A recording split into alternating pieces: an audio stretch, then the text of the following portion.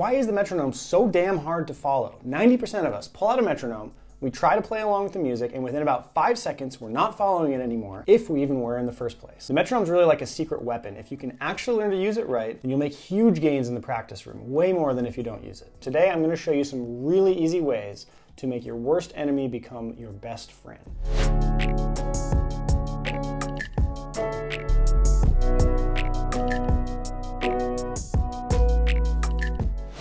If you have trouble following a metronome, it's really a huge red flag that you need to be prioritizing the rhythm side of things more. What's happening when you stop following a metronome or you get lost from it, it's not really that you just don't have rhythm. Honestly, I think that's a complete myth. Anybody can learn rhythm. It's really that you're using 100% of your brain power to focus on getting the notes right while you throw rhythm completely out of the window. In an ideal world, the metronome works as a tool to remind you that rhythm matters too. It's a way for you to make sure that you're always devoting some percentage of your brain power to rhythm and you don't get lost only chasing getting the notes perfect. That's really what the metronome can best teach you to do, to learn to divide your focus into two parts. One side of you that focuses on rhythm and the other that focuses on the notes, which usually comes more naturally to us. The better you can do this, the better musician you will become. So let me ask you a question. What do you think matters more, getting the notes right or getting the rhythm right? You might think it's getting the notes right because playing the wrong notes just sounds terrible, but let's find out. Let's do a little test here. I'm going to play you the same thing 2 times. One of them is going to be full of wrong notes, but I'm going to keep perfect rhythm. The other one's going to be 100% correct notes, but bad rhythm. We'll see which one sounds worse. I'll play one that most people know. This is Sweet Home Alabama.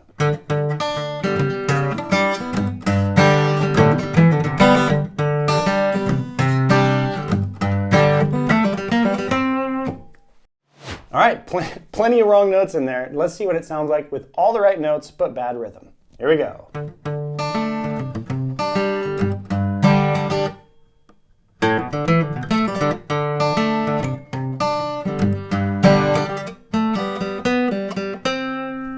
Okay, I hope the answer was obvious, but in case it wasn't, imagine you're watching a professional in concert. Honestly, you wouldn't really notice if they played it the first way, even with all the mistakes. But it would be incredibly awkward if they broke rhythm like that in the second version, even if it's technically clean playing with all the right notes. So you could argue that rhythm matters actually more than getting the notes right. And yet the big mistake, especially novice learners make, is that we focus so much on getting the notes right that we forget about rhythm. So hopefully you know now, rhythm is incredibly important. It's worth it to be thinking about, and that's why we want to use a metronome. Now there's a possible second reason why you can't follow the metronome, and that is that you simply just don't understand how your music fits into the rhythm. Don't worry, let's grab a metronome and we'll work on both issues. We'll use the metronome to teach us to A, prioritize rhythm more, and B, we'll understand how the music fits into the beat of the metronome so we don't get lost. We're going to do 3 simple exercises to accomplish this. We're going to flip this approach on its head. Instead of always thinking about the notes, we're going to start by focusing on 100% on the rhythm and gradually move towards dividing your attention between rhythm and notes the way you should be doing. First, exercise number 1. This is the most basic exercise. Only do this as much as you feel that you need it, but this is a good way to test yourself and make sure that you're able to do it. And it seems simple, but honestly, if you can't follow a metronome, this is where you got to start. So here's what you do. Turn on the metronome at a random speed and pick a random time signature. And all you have to do is verbally count the numbers along with the clicks and just stay with it. Then close your eyes and do the same, and you repeat that with various different speeds and time signatures. Okay, so here I'm going to start at 72 in 4/4 time. So here we go. Let's count along. 1, 2, 3, 4.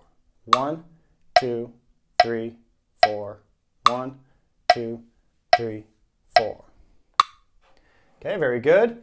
Now let's just speed it along. How about 122? That's kind of random.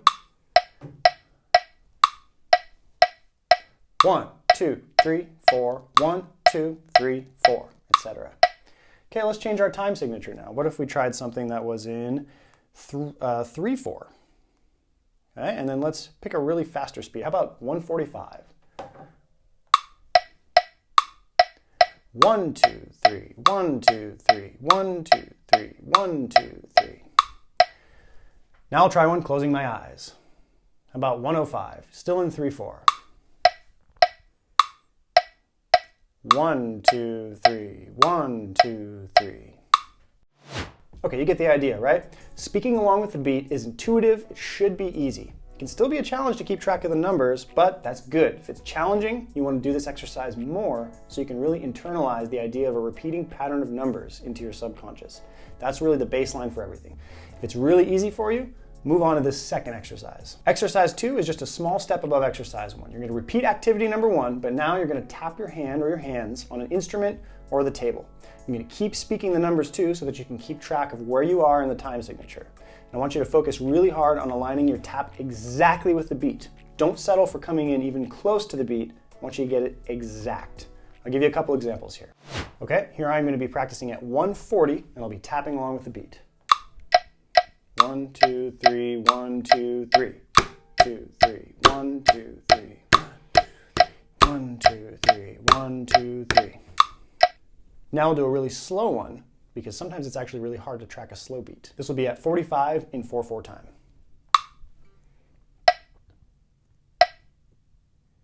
Here we go.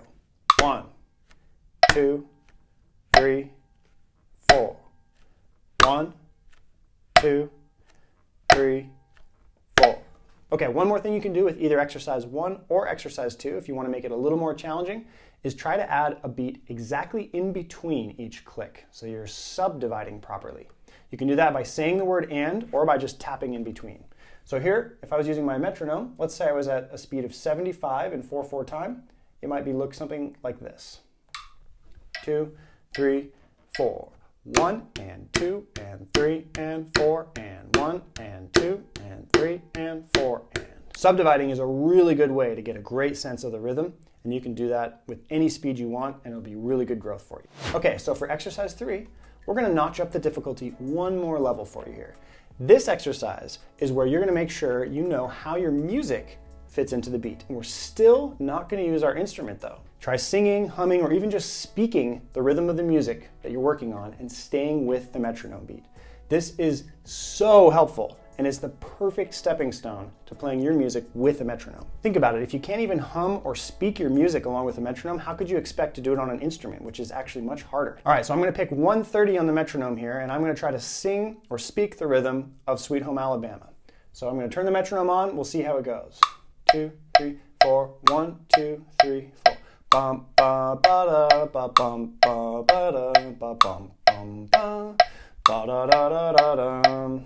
Okay, so once you're able to complete all 3 of these exercises, from just speaking along with the metronome, to tapping along, to actually speaking or singing the rhythm of your music, then you're able to grab your instrument and try playing along with the metronome. With all that prep work, you should be primed and ready to divide your brain's attention and to devote a percentage to following the beat in addition to your focus on getting the notes right. Thanks for practicing with me today. I think it is super important to learn to practice music effectively so we can make faster progress learning and you can have more fun playing music. Be sure to subscribe for more tutorials each week, and let's chat in the comments about whatever you want to talk about.